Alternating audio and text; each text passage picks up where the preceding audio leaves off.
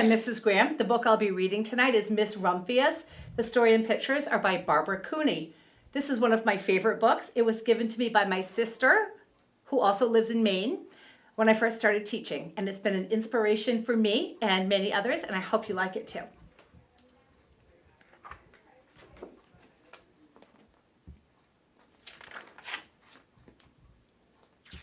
The dedication page is to St. Nicholas, patron saint of children, sailors, and maidens.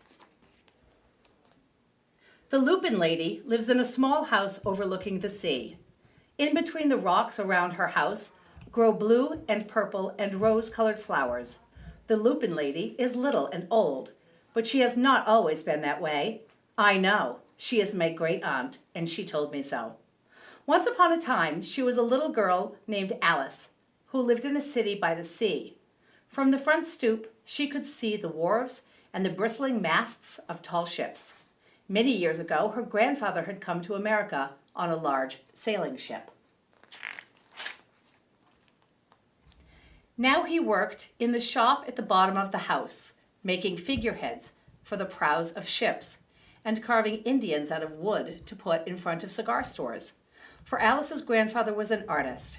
He painted pictures, too, of sailing ships and places across the sea. When he was very busy, Alice helped him put in the skies.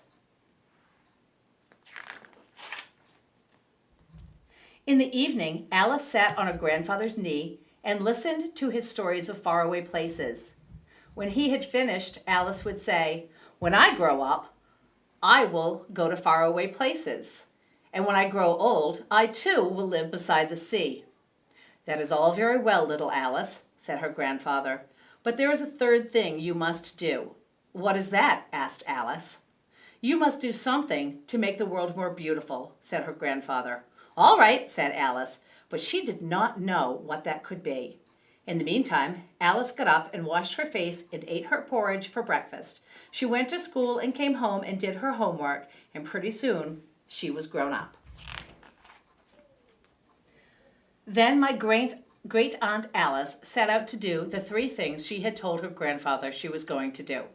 She left home and went to live in another city, far away from the sea and the salt air. There she worked in a library, dusting books and keeping them from getting mixed up, and helping people find the ones they wanted. Some of the books told about faraway places. People called her Miss Rumphius now. Sometimes she went to the conservatory in the middle of the park. When she stepped inside on a wintry day, the warm, moist air wrapped itself around her, and the sweet smell of jasmine filled her nose. "This is almost like a tropical isle," said Miss Rumphius, but not quite. So Miss Rumphius went to a real tropical island where people kept cockatoos and monkeys as pets. She walked on long beaches picking up beautiful shells. One day she met the Bapa Raja, king of a fishing village. "You must be tired," he said. "Come into my house and rest." So Miss Rumphius went in and met the Bapa Raja's wife. The Bapa Raja himself fetched a green coconut and cut a slice off the top so that Miss Rumphius could drink the coconut water inside. Before she left, the Bapa Raja gave her a beautiful mother-of-pearl shell on which he had painted a bird of paradise and the words, "You will always remain in my heart. You will always remain in mine too," said Miss Rumphius. My great-aunt, Miss Alice Rumphius, climbed tall mountains where the snow never melted. She went through jungles and across deserts. She saw lions playing and kangaroos jumping, and everywhere she made friends she would never forget. Finally, she came to the land of the lotus eaters, and there, getting off a camel, she hurt her back. "What a foolish thing to do," said Miss Rumphius. "Well, I have certainly seen faraway places. Maybe it is time to find my place by the sea." And it was, and she did. From the porch of her new house, Miss Rumphius watched the sun come up. She watched it cross the heavens and sparkle on the water, and she saw it set in glory in the evening. She started a little garden among the rocks that surrounded her house, and she planted a few flower seeds in the stony ground. Miss Rumphius was almost perfectly happy. But there is still one more thing I have to do, she said. I have to do something to make the world more beautiful. But what? The world is already pretty nice, she thought, looking out over the ocean. The next spring, Miss Rumphius was not very well. Her back was bothering her again, and she had to stay in bed most of the time. The flowers she had planted the summer before had come up and bloomed in spite of the stony ground. She could see them from her bedroom window, blue and purple and rose-colored. Lupins, said Miss Rumphius with satisfaction. I have always loved lupins the best. I wish I could plant more seeds this summer so that I could still have more flowers next year, but she was not able to. After a hard winter, spring came. Miss Rumphius was feeling much better. Now she could take walks again. One afternoon, she started to go up and over the hill where she had not been in a long time. I don't believe my eyes, she cried when she got to the top, for there on the other side of the hill was a large patch of blue and purple and rose-colored lupins. It was the wind, she said as she knelt in delight. It was the wind that brought the seeds from my garden here, and the birds must have helped. Then Miss Rumphius had a wonderful idea.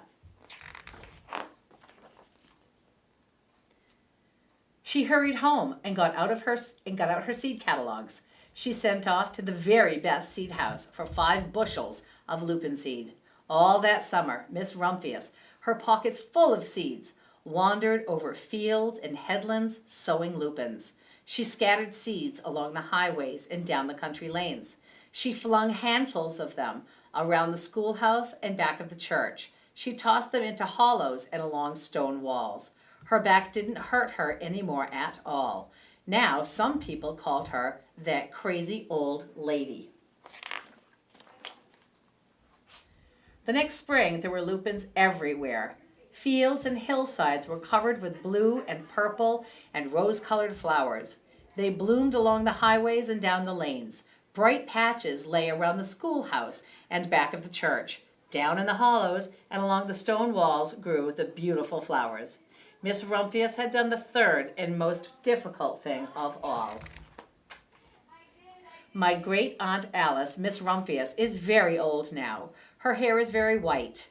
Every year there are more and more lupins. Now they call her the Lupin Lady. Sometimes my friends stand with me outside her gate, curious to see the old lady who planted the fields of lupins. When she invites us in, they come in slowly. They think she is the oldest woman in the world. Often she tells stories of faraway places. When I grow up, I tell her, I too will go to faraway places and come home to live by the sea. That is all very well, little Alice, says my aunt. But there is a third thing you must do. What is that? I ask. You must do something to make the world more beautiful. All right, I say. But I do not know yet what that can be.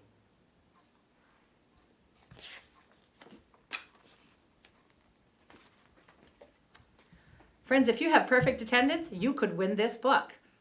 We'll see you back at school.